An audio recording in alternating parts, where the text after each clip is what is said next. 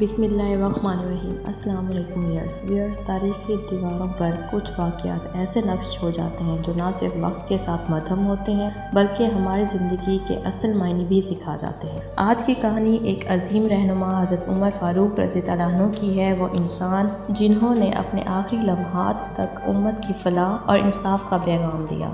وہ وقت جب درد، قربانی اور ہمت ایک ساتھ مل کر ایک روشن مثال بن گئے۔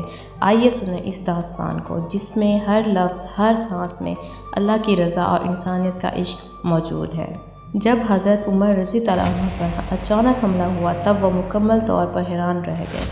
ایک طرف ان کے وفادار صحابہ موجود تھے، دوسری طرف قاتل فیروز مسجد کی جانب سے حملہ آور تھا۔ حملہ اتنا زوردار تھا کہ حضرت عمر رضی اللہ عنہ زمین پر گر پڑے۔ قاتل وسط تیز رفتاری بھاگنے لگا مگر مسلمان اسی خنجر سے اسے پکڑ لیا۔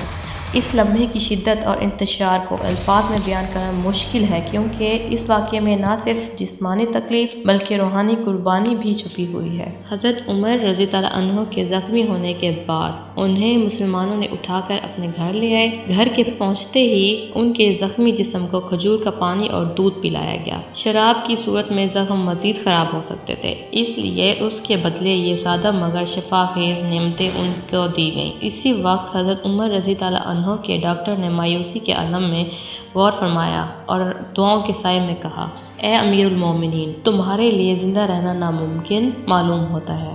ان چند لمحوں میں حضرت عمر رضی اللہ عنہ نے اپنی فانی طبیعت کی جانب بھی نشاندہی کی مگر ان کا دل ابھی بھی امت کی فلاح اور مستقبل کی فکر میں ڈوبا ہوا تھا۔ جب حضرت عمر رضی اللہ عنہ نے اپنی موت کی خبر دی تو ان کے ارد گرد کے بزرگ اور وزراء نے ایک نئے سوال پر غور کیا۔ انہوں نے سوچا کہ ان کی عظیم مسلمانوں کی سب سے بڑی طاقت کی مثال ان کی خلافت ہے اور اگر نیا خلیفہ چنا گیا تو ان کے ذریعے امت کی حفاظت کو ایک نئی روح ملے گی۔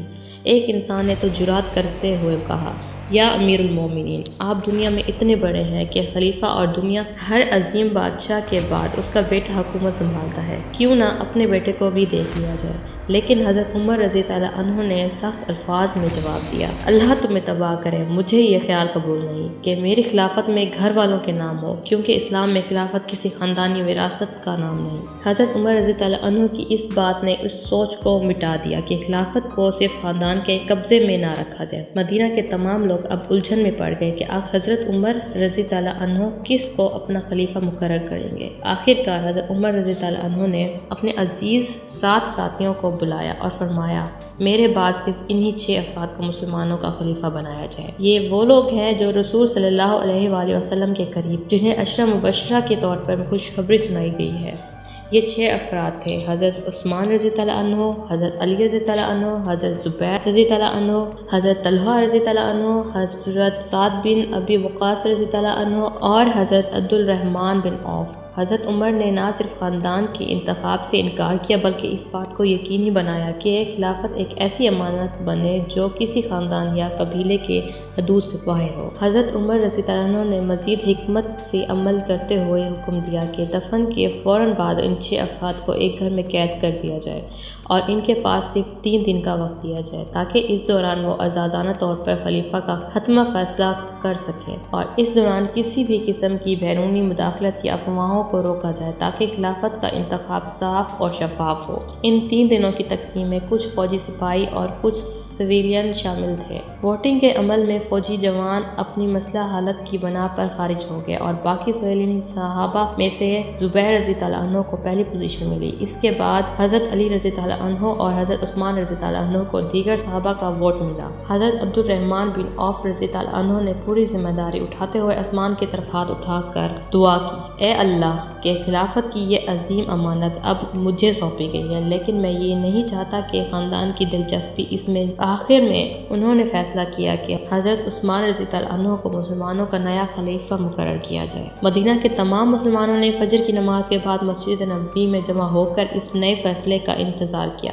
ایسی حالت میں جب دل ہر دعا اور امید سے لبریز تھا، حضرت عثمان رضی اللہ عنہ کی منظوری اور ان کے تحت چلنے کا وعدہ ایک نئی صبح کا پیغام بن گیا۔ حضرت علی رضی اللہ عنہ نے اپنے دل کی گہرائیوں سے کہا، میں اپنی پوری کوشش کروں گا کہ اللہ کے دین کو زندہ رکھوں۔ اسی لمحے میں حضرت عثمان رضی اللہ عنہ نے بھی حامی بھر دی اور یہی وہ دن تھا جب ایک نئے دور کی شروعات ہوئی۔ حضرت عثمان رضی اللہ عنہ نے خلافت سنبھالتے ہی اپنی پہلی تقریر میں مسلمانوں کو دنیا کی محبت چھوڑنے اور صرف آخرت کی تیاری کرنے کا مشورہ دیا اور اپنی حکومت کے فرائض کو پورے جذبے کے ساتھ نبھانے کا عہد کیا۔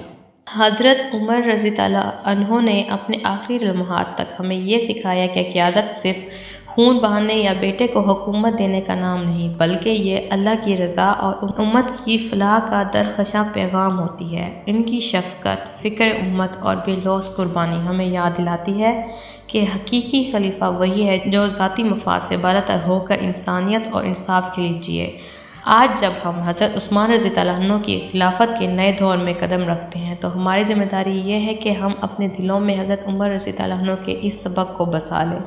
خلافت ایک ایسی امانت ہے جسے صرف اللہ کی راہ پر چلنے والے ہی سنبھال سکتے ہیں۔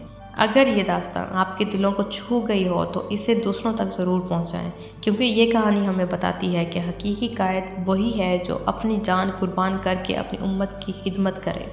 یقیناً تاریخ کے اس فصل سے ہم سب کو ایک سچے پیغام کی یاد دلاتا ہے کہ اللہ کی راہ میں جینا اور انسانیت کی خدمت کرنا ہی عظیم کامیابی ہے۔ تو ویورز، اگر آپ کو میری یہ ویڈیو پسند آئی ہے تو اس کو لائک کریں اور مزید ایسی ویڈیوز دیکھنے کے لیے میرے چینل کو سبسکرائب کریں۔ اللہ حافظ۔